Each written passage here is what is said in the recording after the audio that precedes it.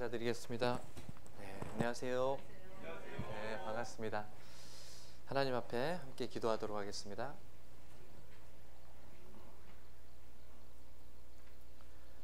거룩하시고 자비로우신 우리 아버지 하나님 감사합니다. 아무것도 아닌 저희를 너무나도 사랑하셔서 그 크신 고난을 당하시고 저희를 거룩하게 천국 소망을 가질 수 있게 허락해 주심에 감사합니다.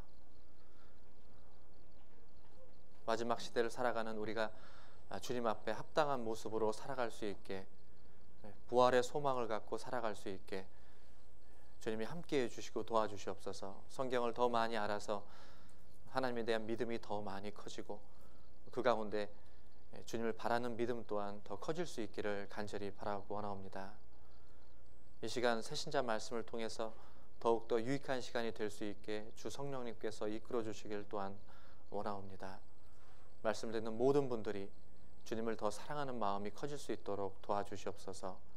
이 시간을 오직 주님께만 의지하며 우리를 사랑하시는 예수님의 이름으로 기도드렸습니다. 아멘. 성경 말씀 찾도록 하겠습니다. 마태복음 17장입니다.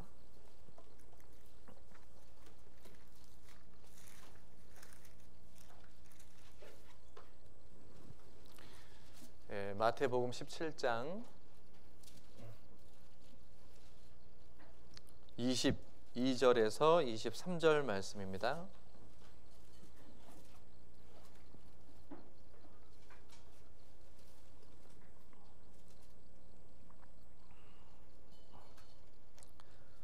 마태복음 17장 22절에서 23절 말씀 17장입니다. 찾으셨으면 같이 한번 읽어보겠습니다. 갈릴리에 모일 때에 예수께서 제자들에게 이르시되 인자가 장차 사람들의 손에 넘기워 죽임을 당하고 제3일에 살아나리라 하시니 제자들이 심히 근심하더라. 제3일에 살아나리라 그랬더니 제자들이 심히 근심했다라고 했습니다. 한 구절 더 찾도록 하겠습니다. 요한복음 2장입니다. 요한복음 2장. 요한복음 2장 19절에서 22절입니다.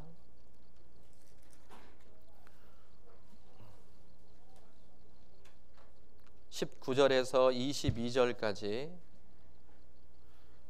같이 한번 읽어보겠습니다. 예수께서 대답하여 가라사대 너희가 이 성전을 헐라 내가 사흘 동안에 일으키리라.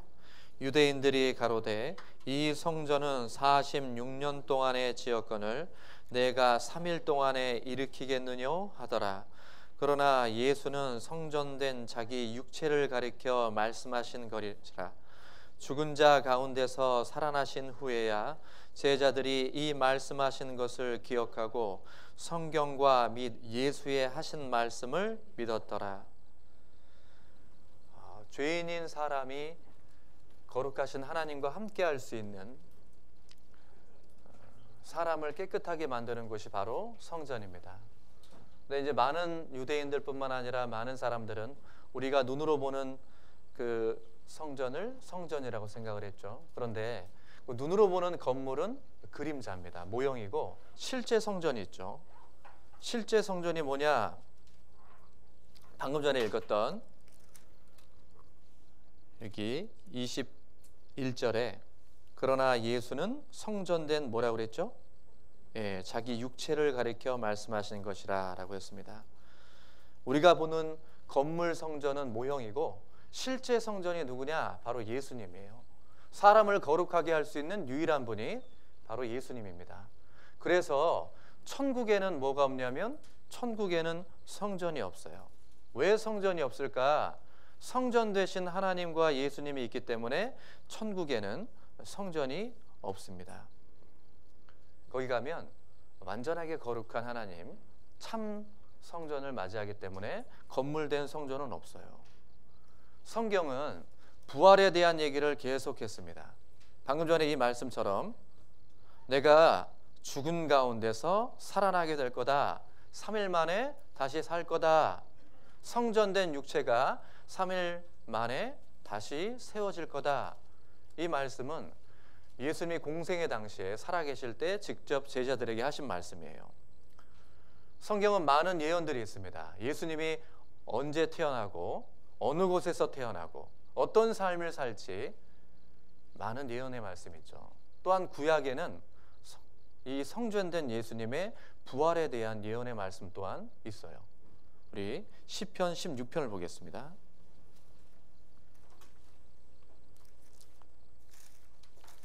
시편 16편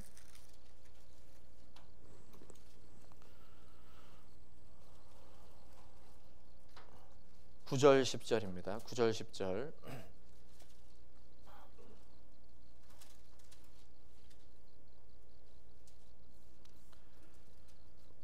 이러므로 내 마음이 기쁘고 내 영광도 즐거워하며 내 육체도 안전히 거하리니 이는 내 영혼을 음부에 버리지 아니하시며 주의 거룩한 자로 썩지 않게 하실 것임이니이다. 주의 거룩한 자로, 바로 예수님이죠. 썩지 않게 하실 것임이니이다. 다시 부활할 것을 성경은 1000년 전에 다윗의 시편을 인용해서 미리 말씀하셨어요. 구약에 예수님의 부활에 대한 말씀이 있고, 또 공생의 당시에 예수님은 내가 부활할 거다라고 스스로 말씀하셨습니다. 예수님이 죽으시고 부활한 이후에 신약시대에 그 많은 제자들과 사도들, 또 많은 사람들이 예수님의 부활을 목격했다, 예수님의 부활을 증거했어요. 구약에도 예수님의 부활이 나오고, 공생의 당시에도 예수님의 부활이 나오고, 그리고 신약시대에도 예수님의 부활이 나옵니다. 부활이 얼마나 중요하느냐, 너무나도 중요하기 때문에 계속해서 부활에 대한 말씀을 하고 계세요. 예수님이 공생의 당시에 많은 이적을 행했죠. 그리고 십자가에서 모든 사람의 죄를 짊어지고 돌아가셨습니다. 그게 2000년 전의 얘기인데 나하고 무슨 상관이 있죠? 2000년 전에 죽으신 분이 나랑 무슨 상관이 있습니까? 죽으심으로 끝났다면 아무런 상관이 없어요. 그런데 살아나셨다, 부활했다, 부활했기 때문에 나와 직접적인 상관이 있는 겁니다. 연관이 있는 거예요. 여러분들이 부모님을 모실 때 부모님들이 지금 병들어 있고 아파 계세요. 그러면 내 삶에 영향을 끼치죠. 지금 끼칩니다. 병문안을 가야 되고 돈이 들어가고 여러 가지로 영향을 끼칠 수 있겠죠. 근데 그 살아계시던 부모님이 돌아가셨어요. 죽으셨습니다. 그럼 더 이상 그 부모님의 삶과 나는 연결이 안 돼요. 그분이 아프지도 않을 거고 그분이 나한테 돈을 달라고 하지도 않을 겁니다. 그러니까 죽으시면 나하고 연결이 끝나는 거예요. 근데 그분이 다시 살아났습니다. 그러면 다시 연결이 되는 거잖아요. 마찬가지예요. 예수님이 죽으셨다면, 그걸로 끝났다면 그냥 많은 이적을 행하고 죽으신 분, 그걸로 끝난 거예요. 하지만 살아나셨기 때문에 지금의 나와 연결이 된 겁니다. 나에게 직접적인 영향을 끼치고 있는 거예요. 부활을 믿지 않은 사람들이 사두개인들이죠. 그 사두개인들이 예수님을 시험한 내용이 있습니다. 우리 마태복음 22장을 보겠습니다.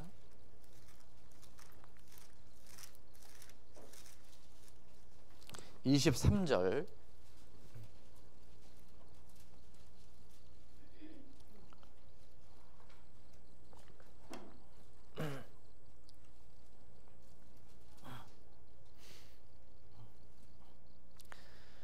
부활이 없다 하는 사두개인들이 그날에 예수께 와서 물어가로되, 부활이 없다 하는 사두개인들이 예수님을 시험하기 위해 말도 안 되는 질문을 했어요.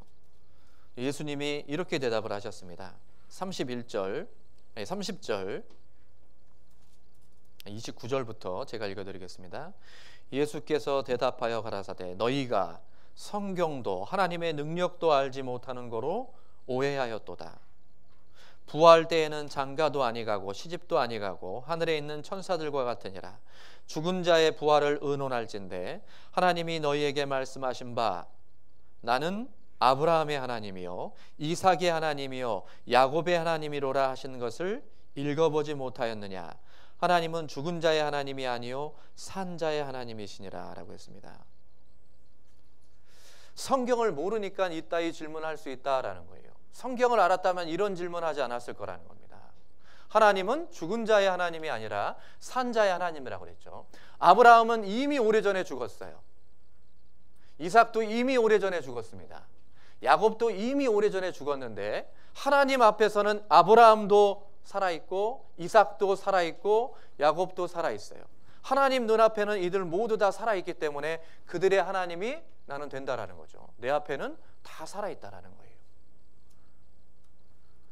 부활은 구원받은 그리스도인에게 너무나도 중요한 겁니다. 죽어서 끝나는 게 아니라 살아있기 때문에 하나님과 연결되어 있어요. 죽은 사람들은 끝났겠지만 아브라함도 이삭도 야곱도 하나님 앞에는 모두 다 살아있습니다. 그러면 정말로 진짜로 예수님이 실제로 죽음에서 살아나신 게 맞을까요? 믿으십니까?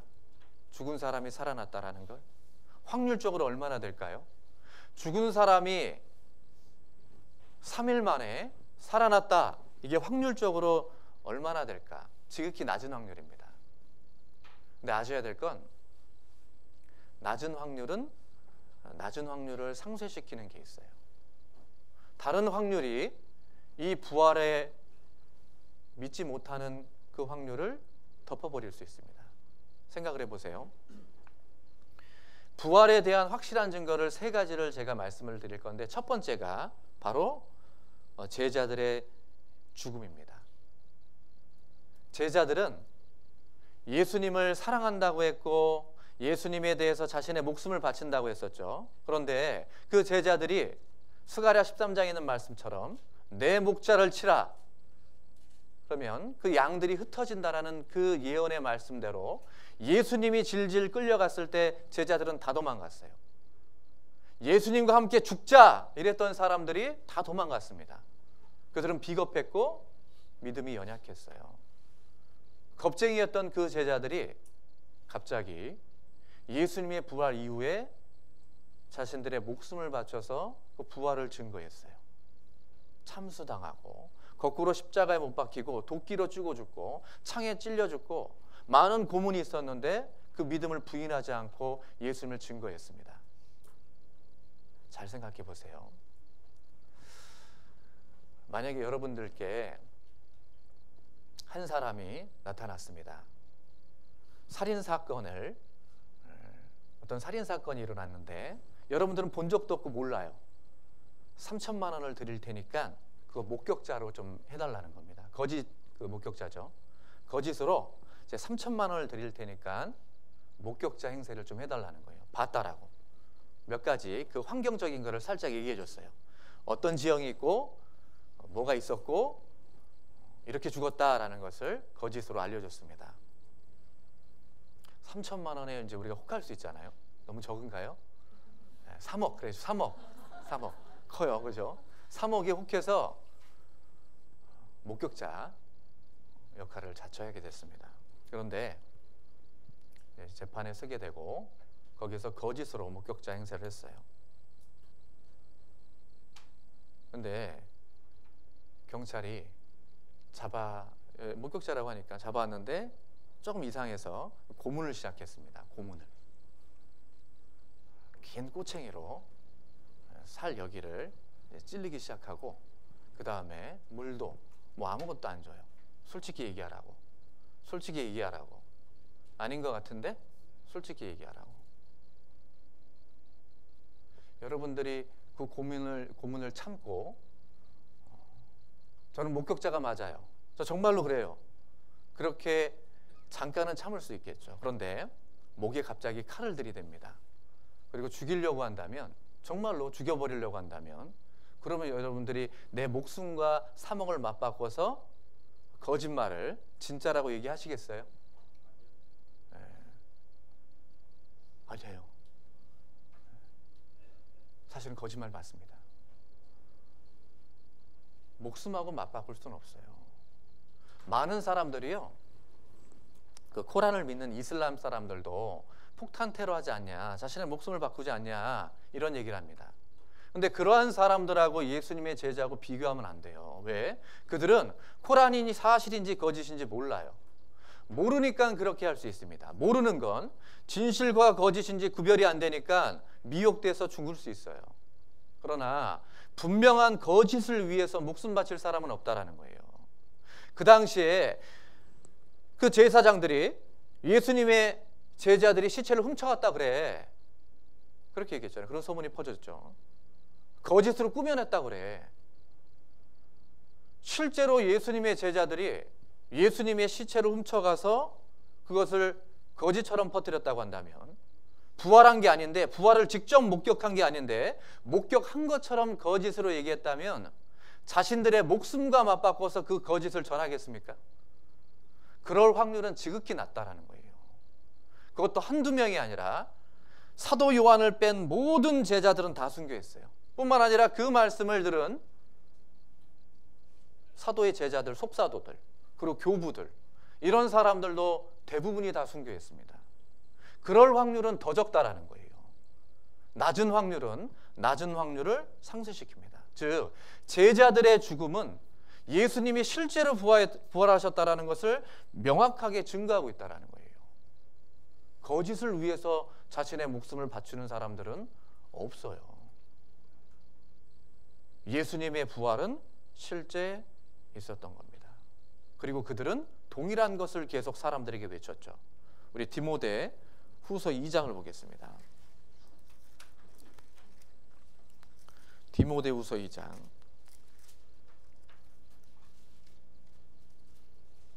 8절입니다.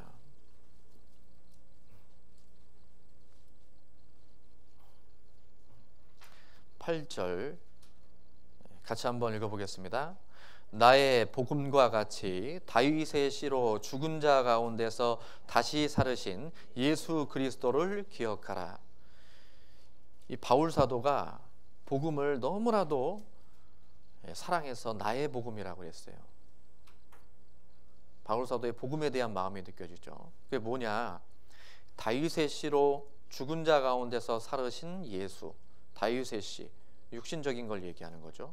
성육신하신 그 예수님이 죽은 자 가운데서 다시 살아나셨다. 그 그리스도를 기억하라. 이게 이들이 전했던 복음의 핵심입니다. 예수님의 죽음과 부활. 성경에서 가장 중요한 건 바로 죽음과 부활이죠. 근데 많은 사람들이, 교회를 다니는 사람들, 이런 사람들은 이 죽음과 부활을 얘기하면 초신자들이나 듣는 얘기라고 얘기합니다. 그렇게 얘기하는 사람 치고 제대로 구원받은 사람은 하나도 없어요. 너무나도 중요한 내용이고 매 설교마다 사실 이 핵심적인 진리는 다 들어가야 되는 거예요. 가장 중요한 진리고 우리가 믿고 있는 진리가 바로 이 예수님의 죽으심과 실제로 살아나셨다. 이게 역사적인 사실이다라는 겁니다. 그래서 피라미드를 가진 죽은 왕보다 빈 무덤을 가진 예수님의 훨씬 더 우리에게 큰 영향을 끼쳤죠. 큰 피라미드가 우리에게 영향을 끼친 게 아니라 빈 무덤의 예수님이 우리에게는 더 큰 힘이고 의미가 있는 겁니다. 예수님이 첫 열매로 부활하셨고 그 부활의 힘대로 우리 또한 그 다음 열매로서 죽은 이후에 똑같이 부활하게 된다는 거예요. 예수님의 부활의 두 번째는 목격자입니다. 실제로 예수님을 부활한 이후에 목격한 사람들이 너무나도 많다는 거예요.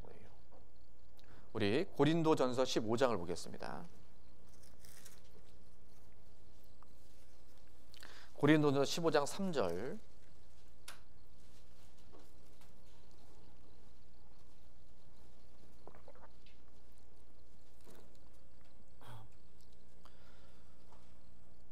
(3절부터) 제가 읽어드리겠습니다. 내가 받은 것을 먼저 너희에게 전하였노니 이는 성경대로 그리스도께서 우리 죄를 위하여 죽으시고 장사 지낸 바 되었다가 성경대로 사흘 만에 다시 살아나사 게바에게 보이시고 후에 12 제자에게와 그 후에 500여 형제에게 일시에 보이셨나니 그 중에 지금까지 태반이나 살아있고 어떤 이는 잠들었으며 그 후에 야고보에게 보이셨으며 그 후에 모든 사도에게와 맨 나중에 만삭되지 못하여 난 자 같은 내게도 보이셨느니라. 예수님은 부활하시고 난 후에 도망다니지 않으셨어요. 숨어 다니지 않으셨습니다. 많은 사람들에게 일시에 500여 명에게 예수님의 부활하심을 실제로 보여줬어요. 2015년에 에삽이라는 이례적인 현상을 연구하는 단체, 특히 UFO 같은 거 연구하는 단체가 신문에 칼럼을 냈습니다. 뭐냐면 더 이상 UFO는 없는 것 같다라는 내용이었어요. 왜? 과거에 있었던 모든 영상들, 자료들, 사진들 다 분석해 보니까 지금 시대에는 너무 쉽게 얘기해 줄 수 있는 것들이라는 거예요. 아무것도 아니라는 겁니다. 정말로 이례적인 것들이 아니라 지금 시대에는 너무 쉽게 얘기해 줄 수 있는 것들이라는 거예요. 뿐만 아니라 지금처럼 스마트폰이 활성화되어 있는 이 시대에, 아무 때나 영상을 찍을 수 있는 이 시대에 어떻게 UFO라고 인정될 만한 그런 영상들이 하나도 없냐라는 거예요. 뿐만 아니라 모든 UFO라고 하는, 즉 외계에서 왔다라는 것들은 그렇게 숨어 다니고 단 한 번도 도시에 많은 사람들이 목격할 수 있도록 나타난 적은 없다라는 거죠. 그러니까 수십 년 동안 연구한 단체들도 이제는 없는 것 같다, 없다, 그렇게 얘기하고 있어요. 많은 사람들이 이런 얘기를 하죠. 우주가 얼마나 넓은데, 거기에 얼마나 많은 별들이 있는데 거기에 정말로 살아있는 생물체가 없을까? 우리 같은 그런 지적, 그런 생명체가 없을까? 우리 지구에 모래알이 몇 개나 될까요? 혹시 그 개수 아시는 분 계세요? 없습니다. 그러면 이 질문은 답하실 수 있을 거예요.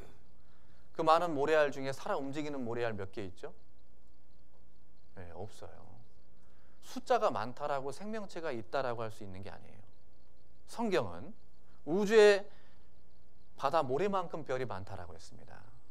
그 많은 바다의 모래 가운데 생명체는 없어요. 살아 움직이는 모래는 없어요. 인위적인 힘이 부여돼야만 살아 움직일 수 있겠죠. 이 우주에 많은 별이 있다 하더라도 모래랑 똑같습니다. 하나님이 인위적으로 지구에만 생명체를 줬어요.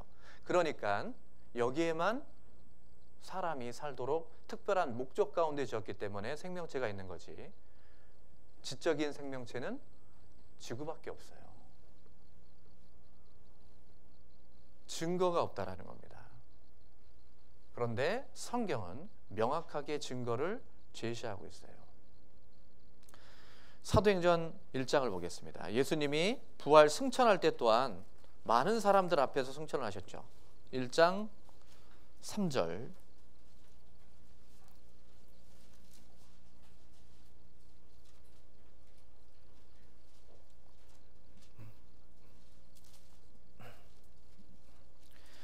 사도행전 1장 3절. 해 받으신 후에 또한 저희에게 확실한 많은 증거로 친히 사심을 나타내사 40일 동안 저희에게 보이시며 하나님 나라의 일을 말씀하시니라. 해 받으신 후에, 죽으시고 부활하신 그 후에 40일 동안 친히 살아서 많은 사람들에게 보이셨어요. 그리고 8절 9절 같이 한번 읽어보겠습니다. 오직 성령이 너희에게 임하시면 너희가 권능을 받고 예루살렘과 온 유대와 사마리아와 땅끝까지 이르러 내 증인이 되리라 하시니라. 이 말씀을 마치시고 저희 보는 데서 올리워 가시니 구름이 저를 가리워 보이지 않게 하더라. 저희가 보는 앞에서 올라가셨습니다. 부활하고 승천하셨어요. 많은 사람들 앞에서, 목격자들이 지켜보는 앞에서 올라가셨어요. 그리고 부활했다라는 세 번째 증거가 바로 그 당시에 기록했던 문헌들입니다. 수많은 책들을 통해서 예수님의 부활을 증거해요. 약 45개의 문헌들이 있는데요. 그 중에서 믿는 사람들이 기록했던 것들, 그게 한 28개가 되고, 믿지 않는 사람들, 그 그리스도인이라는 사람들 있잖아요. 우리 사도들이라든가 그 복음을 전하는 사람들을 핍박했던 사람들이 있습니다. 기사계급, 원로원 출신들, 이런 사람들이 기록한 내용들이 있어요. 즉 믿지 않는 사람들이고 구태여 예수님에 대해서 좋게 쓰지도 않았습니다. 근데 거기에 보면 믿지 않는 사람들이 쓴 내용도 정확하게 성경과 일치되게 예수님에 대한 이적들, 예수님의 영향력, 예수님의 죽으심과 부활, 이러한 모든 것들이 믿지 않는 사람들 거기에도 들어가 있다는 거예요. 원로원 출신의 타키투스, 수에누니 토니우스나 유대 역사가 요세푸스, 이런 사람들이 쓴 책을 보면 놀랍게도 예수님에 대한 것들을 너무나도 정확하게 성경과 일치되게 기록해놨습니다. 그러니까 믿는 사람들이 기록한 건 당연한 거고요, 믿지 않는 사람들 또한 예수님을 증거하고 있다는 거예요. 그래서 요즘에 그 리스토르 베리라는 사람이 그러니까 법학을 전공한 그 기자인데요, 그 사람이 본인은 어떤 사건들을 딱 이렇게 조사할 때 그냥 겉으로 보이는 그런 증거들만 가지고 조사하지 않습니다. 여러 가지 굉장히 세밀하게 명확한 증거들을 하나하나 따져가면서 이게 아닐 수 있다라는 그런 반론적인 생각, 부정적인 생각을 갖고 들어가거든요. 실제로 많은 사건들이 뒤집혀 있다라는 것을 이제 발견하고 조사하는 사람이었어요. 근데 이제 예수님을 자기 아내가 믿게 되니까 본인도 그 부분을 한번 파헤쳐 보고 싶은 겁니다. 그래서 믿는 사람들과 믿지 않은 사람들을 기자답게 여러 가지 난해한 질문들을 가지고 일일이 가서 하나하나 질문해 보면서 어떻게 대답을 하는지 하나하나 기록해 놓은 책이 여러 책들이 있어요. 예수는 역사다, 특정 믿음 사건, 많은 책들이 있는데 거기에 읽어보면 예수님의 부활에 대한 것도 아주 명확하게 다룹니다. 수많은 문헌들이 있는데 놀랍도록 믿지 않는 사람들이 정확하게 예수님의 부활을 증거하고 있다는 거예요. 그때의 현상들, 다양한 내용들이 성경과 일치하게 기록되어 있다는 겁니다. 그러면 이 부활이 왜 중요할까요? 왜 중요하냐면 예수님의 부활하심이 바로 그의 가르침과 교훈이 하나님께 왔다라는 것을 증거해 주고 있다는 거예요. 예수님이 살아계셨을 때 계속해서 누누이 했던 말씀이 있어요. 요한복음 4장을 보겠습니다. 4장 34절.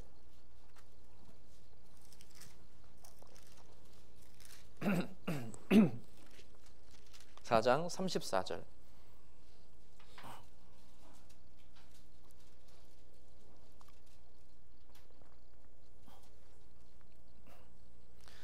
(4장 34절) 같이 한번 읽어보겠습니다. 예수께서 이르시되 나의 양식은 나를 보내신 이의 뜻을 행하며 그의 일을 온전히 이루는. 예수님이 늘 했던 말씀이 나는 내 의지, 그게 아니라 나를 보내신 이의 뜻, 나를 보내신 분, 그분의 말씀대로 행동하는 거다. 말씀에 입각해서 행동하는 거죠. 그래서 요한복음 1장에 말씀이 육신이 되신 분이 바로 예수님이에요. 말씀을 정확하게 이루었습니다. 그 말씀은 누구의 말씀이죠? 하나님의 말씀이잖아요. 하나님의 말씀 그대로 이루신 분이 예수님이라는 건 하나님이 예수님을 보내준 분이 맞다라는 거고, 예수님은 하나님의 아들이라는 게 확실하다라는 거예요. 그리고 예수님의 부활은 우리의 속죄, 내 죄가 완벽하게 없어졌다라는 것을 보증해 주는 거예요. 이게 완성됐다, 하나님이 인정한다. 예수님의 죽으심과 부활을 곧 나의 죽음과 부활로 인정해 주겠다라는 거예요. 우리 골로새서 3장을 보겠습니다.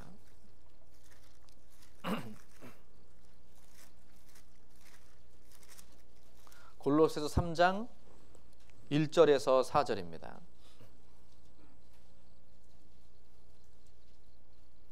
신약 326페이지입니다. 골로새서 3장 1절에서 4절 제가 읽어드리겠습니다. 그러므로 너희가 그리스도와 함께 다시 살리심을 받았으면 위의 것을 찾으라. 거기는 그리스도께서 하나님 우편에 앉아 계시느니라. 위의 것을 생각하고 땅의 것을 생각지 말라. 이는 너희가 죽었고 너희 생명이 그리스도와 함께 하나님 안에 감추었음이니라. 우리 생명이신 그리스도께서 나타나실 그때 너희도 그와 함께 영광 중에 나타나리라. 3장 1절에 너희가 그리스도와 함께 다시 살리심을 받았다 그랬죠. 우리 짐승제사 그 대속법 얘기할 때 안수한다 그러잖아요. 죄를 안수한다. 그 의미가 이 짐승과 나를 함께 하나로 보겠다라는 거예요. 즉 내 죄가 이 짐승에게 옮겨졌다는 내용이 이 짐승을 나처럼 보겠다라는 겁니다. 그래서 그 짐승이 죽었을 때 내가 죽은 거예요. 마찬가지로 이 세상 모든 사람들, 그 사람들이 예수님이 십자가에 못 박혔을 때 함께 못 박힌 거고, 함께 죽은 거고, 함께 부활한 거예요. 하나님 그렇게 봐주겠다라는 겁니다. 예수님을 다시 살렸다라는 건 바로 나를 다시 살렸다라는 거고, 그것이 예수님이 이 세상 모든 사람의 죄를 없앴다라는 걸 하나님이 직접 인정해 준다라는 걸. 왜? 죽음은, 생명은 하나님의 손에 있기 때문에 살렸다라는 것 자체가 하나님이 인정해 주는 거예요. 구약의 대속죄일 날 대제사장들이 1년에 한 번 지성소에 들어가죠. 거기에 제물이 문제가 되면, 그 제사가 문제가 되면 그 대제사장은 죽습니다. 못 나와요. 살아서 못 나와요. 살아서 나오면 그 제사는 하나님 받아줬다라는 겁니다. 대제사장인 예수님이 죽으셨지만 다시 부활했다라는 건 예수님이, 하나님이 그 예수님이 우리를 위해 죽으시고 제사 지낸 그 제사를 하나님이 받으셨다라는 거예요. 그래서 부활은 너무나도 중요한 거예요. 우리의 속죄, 우리의 죄사함이 하나님이 인정해 주는 죄사라는 겁니다. 그렇다라는 건 예수님이 하나님 우편에 앉아 계시잖아요. 영광의 보좌에 앉아 있는 것처럼 우리도 죽으면 하나님 보좌에 동일하게 함께 앉는 겁니다. 여기 3장 4절에 우리 생명이신 그리스도께서 나타나실 그때, 지상 재림이죠. 재림하실 때 그와 함께 영광 중에 나타나리라. 구원받은 그리스도인들도 함께 나타나게 되는 거예요. 함께이기 때문에 우리는 신분이 달라지는 거예요. 예수님과 같은 신분, 아들이라는 신분으로 바뀌게 되는 겁니다. 부활이 없다면 우리의 믿음은 다 헛것이 되는 거고, 부활이 거짓이라면 우리가 이 세상에서 수고하는 모든 것들, 이렇게 아침에 일찍 나오셔가지고 배우는 이 모든 것들, 옆에 있는 분들, 새신자분들 구원받게 하기 위해서 그렇게 애썼던 모든 것들 다 쓸데없는 행동하시는 거예요. 수많은 사람들이 우리에게 복음을 전하기 위해서 순교하고 자신의 피를 바친 모든 것들 다 쓸데없는 짓 한 겁니다. 참 불쌍한 짓 한 거예요. 차라리 세상 가운데서 즐기고 많은 향락들, 얼마나 좋은 것들 많아요. 재밌는 것들. 그런 것들 열심히 누리고 다른 사람들을 강압적으로 괴롭혀서라도 내 즐거움을 찾는 그 사람들이 잘한 겁니다. 김일성 얼마나 잘 산 거예요. 그런 사람들이 훨씬 잘 산 거예요. 우리는 잘못 살고 있는 겁니다. 부활이 없다면, 예수님이 없다면, 하나님이 안 계시다면, 천국과 지옥이 없다면 우리 지금 헛수고하고 있는 거예요. 가장 불쌍한 사람들인 겁니다. 고린도전서 15장을 보겠습니다.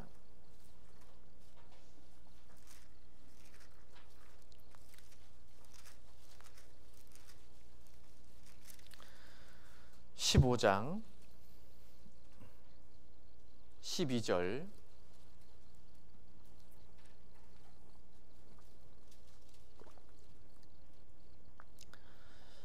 예수님을 직접 본 바울 사도가 그 당시에도 예수님을 보지 못한 수많은 사람들이 이렇게 얘기를 했죠. 부활이 없다라고. 그 사람들에게 직접 바울 사도가 친히 얘기했습니다. 12절 그리스도께서 죽은 자 가운데서 다시 살아나셨다 전파되었거늘 너희 중에서 어떤 이들은 어찌하여 죽은 자 가운데서 부활이 없다 하느냐.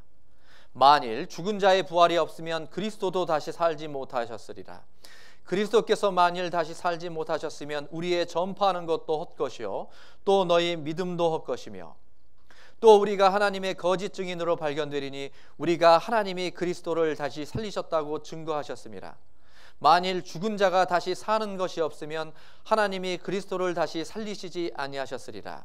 만일 죽은 자가 다시 사는 것이 없으면 그리스도도 다시 사신 것이 없을 터이요 그리스도께서 다시 사신 것이 없으면 너희의 믿음도 헛되고 너희가 여전히 죄 가운데 있을 것이요 또한 그리스도 안에서 잠자는 자도 망하였으리니 만일 그리스도 안에서 우리의 바라는 것이 다만 이 세상뿐이면 모든 사람 가운데 우리가 더욱 불쌍한 자리라. 그렇죠.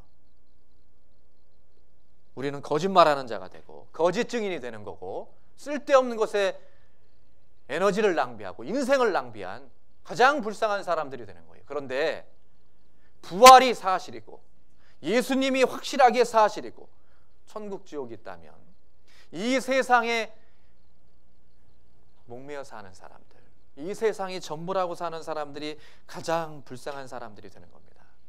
분명히 두 부류 중에 하나는 착각하고 인생을 살아가는 거예요. 이 세상이 전부라고 생각을 했다가 죽음 이후에 하나님 앞에 갔을 때 그때 이 세상에 누렸던 것들 어떠한 것도 얻지 못하는 극한의 고통과 가난함과 물 한 방울 얻지 못하는 그곳에서 고통을 받게 돼요. 그러나 이 세상에서 고통을 받고 이 세상에서 고난을 받았던 그리스도인들은 예수님과 동일하게 보좌에 앉아서 모든 것을 누리고 우리가 상상할 수 없는 기쁨과 즐거움과 엄청난 세상을 맞이하게 됩니다. 성경은 그것을 우리에게 끊임없이 보여주고 계세요. 히브리서 1장 3절을 보겠습니다.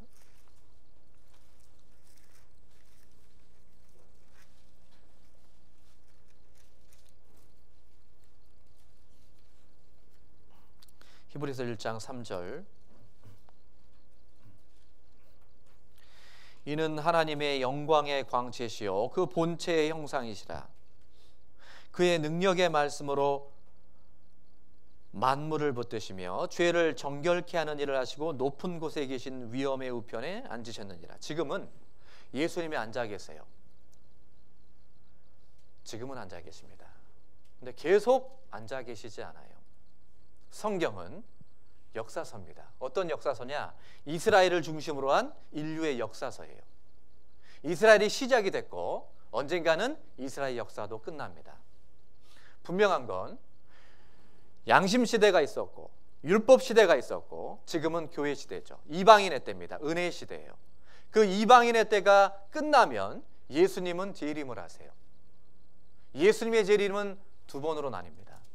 공중재림이죠. 그 후에 지상재림을 하는데 공중재림은 구원받은 그리스도인들이 환란에 들어가지 않도록 하나님의 안전한 곳으로 대피시키는 것이 공중재림이에요. 절대 예수님을 못 봅니다. 여기에 사는 사람들은 예수님을 볼 수 없어요. 순식간에 홀연히 다 변해서 예수님 함께 영원히 있는 거예요.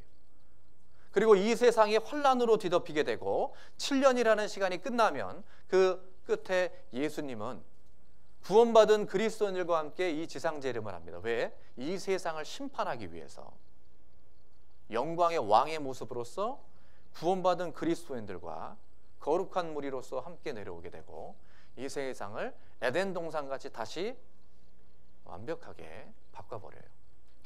그게 바로 천년왕국입니다. 거기에 들어가서 세세토록 왕노릇하는 거예요. 천년이란 시간 동안. 그리고 천년이 차면 이 세상에 있는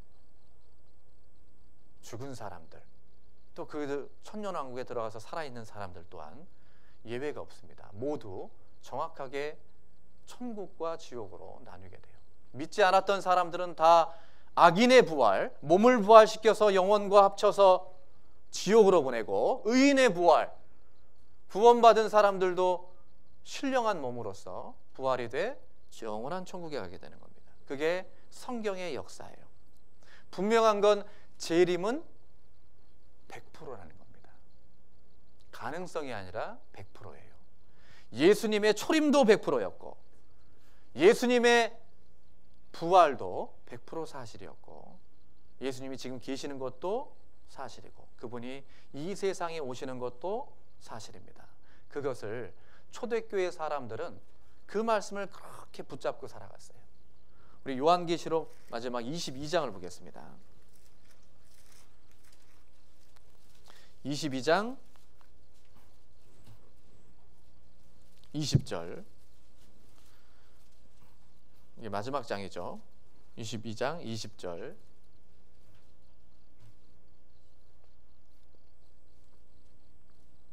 같이 한번 읽어보겠습니다. 이것들을 증거하시니가 가라사대 내가 진실로 속히 오리라 하시거늘 아멘 주 예수여 오시옵소서. 내가 진실로 속히 오리라 라고 했습니다. 이 말씀대로 예수님은 이 세상에 재림하게 돼요.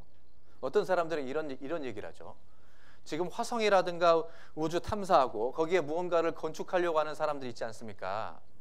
그 사람들은 어떻게 되죠? 어떻게 될까요? 하나님이 오바댜서에 너희들이 독수리처럼 날아올라서 별 사이에 깃들지라도 내가 끌어내려서 심판하시겠다고 하셨어요. 별 사이에 우리가 깃들지라도 하나님은 끌어내려서 전부 다 심판하십니다. 한 사람도 예외가 없어요.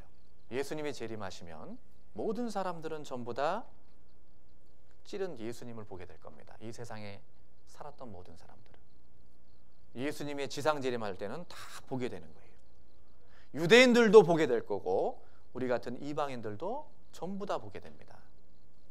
그렇다면 이 부활이 사실이고 재림이 사실이라면 우리가 어떻게 살아야 될까요? 눈에 보이는 것을 쫓아 사는 게 아니라 눈에 보이지 않지만 예수님을 위한 삶, 하나님을 위한 삶, 하나님이 보여주는 영적인 그 눈을 보지 않으면 이 세상 바로 눈앞에 있는 즐거움에 취해서 살아갈 수 있습니다.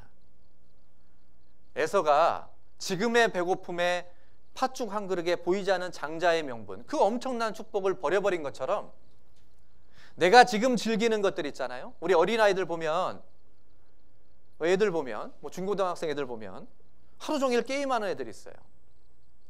정말로 미래를 본다면, 미래를 볼 수 있는 눈이 있다면 하루 종일 게임하고 하루 종일 놀아서 과연 그 미래의 어떤 모습이 자기에게 펼쳐질까?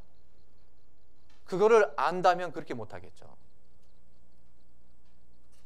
미래를 정확하게 믿음의 눈으로 바라볼 수 있다면 그렇게 하지 않을 겁니다. 지금은 힘들어도 공부를 하고 미래를 준비하겠죠. 마찬가지예요. 우리가 하나님이 주신 영광을 하찮게 생각하시면 안 됩니다. 엄청난 세상이고 거기에 엄청난 것을 내가 부여받게 되는 거예요. 근데 어떤 사람은 부끄러운 구원이 되고 아무것도 얻지 못하는 사람들이 있습니다.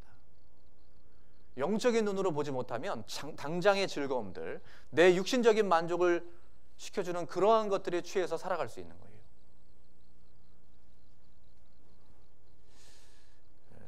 솔로몬이 성전을 건축할 때요, 성전을 건축하고 이제 성전식 때 언약궤가 이제 제사장들에 의해서 지성소에 들어가고 나서 이제 기도를 합니다. 많은 사람들 앞에서 기도할 때 주님이 주야로 이 성전을 보옵소서라는 말씀이에요.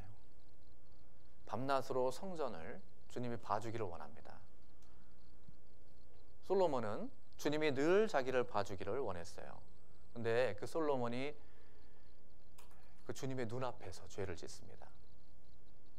주님의 눈앞에서 이방 여인들을 취하고 하나님이 하지 말라는 모든 것들을 다 행했어요. 재물을 많이 자기를 위해 쌓지 말라는 자기를 위해 쌓고, 이방 여인들을 많이 취하고, 아내를 두지 말라고 그랬거든요.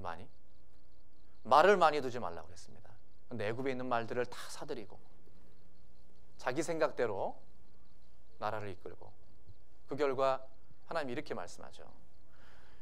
원래 솔로몬은 영원한 영광, 그 나라에 대한 영광을 약속받았었거든요. 근데 그 영광을 너희 신하에게 줘버리겠다라고 했습니다. 솔로몬은 그 영광을 얻을 수 있었지만 그 앞에 놓여있는 것들, 자기 육신적인 것들 때문에 결국 빼앗겨버렸어요. 우리 또한 마찬가지입니다. 하나님이 주신 약속이 있는데 그 약속을 믿지 못하고 육신적인 것에 취해 살아가다 보면 그 영광을 얻지 못하고 다 빼앗길 수 있는 거예요. 우리도 하나님이 나를 지켜보고 있고, 하나님은 천지에 충만하고 있고, 하나님은 모든 곳에 계시는데 형제자매들이 있을 때 그때는 신령한 것처럼 보이고 행동이 올바른 것처럼 보이지만 아무도 없는 상태에서 혼자 있을 때는 말을 함부로 하고 세상 사람들처럼 똑바로 살지 못하고 그리스도인처럼 살지 못하고 함부로 살아가는 경우가 있습니다. 하나님이 안 보신다라고 생각을 하니까 그렇죠. 하나님이 못 본다고 생각을 하니까 그렇습니다. 모든 곳에 계시고 내가 하는 모든 것을 지켜보고 계세요. 그랬을 때 우리가 더 하나님의 시선을 의식하고 있고 가족 간의 사이에서도, 형제 자매뿐만 아니라 친가족 간의 사이에서도, 그리고 직장 안에서도, 나 혼자 자동차를 몰고 가거나 혼자 있는 그 시간에도 하나님은 나를 지켜보고 있다는 것을 잊지 않고 살아야만 우리가 더 거룩한 신앙생활을 할 수 있고 더 깨끗한 모습으로 살아갈 수 있습니다. 그래서 오늘 부활과 그리스도인의 소망에 대한 얘기를 나눴는데요. 같이 기도하고 마치도록 하겠습니다. 예. 하나님 감사합니다. 오늘 새신자 말씀을 통해서 예수님의 부활 그리고 그리스도인의 삶에 대한 소망 함께 교제했습니다.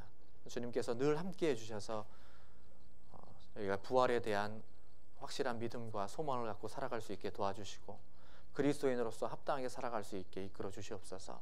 이 시간 이후의 모든 일정 가운데도 주 성령님께서 역사해 주시길 원하오며 우리를 사랑하시는 예수님의 이름으로 기도드렸습니다. 아멘. 수고하셨습니다. 네.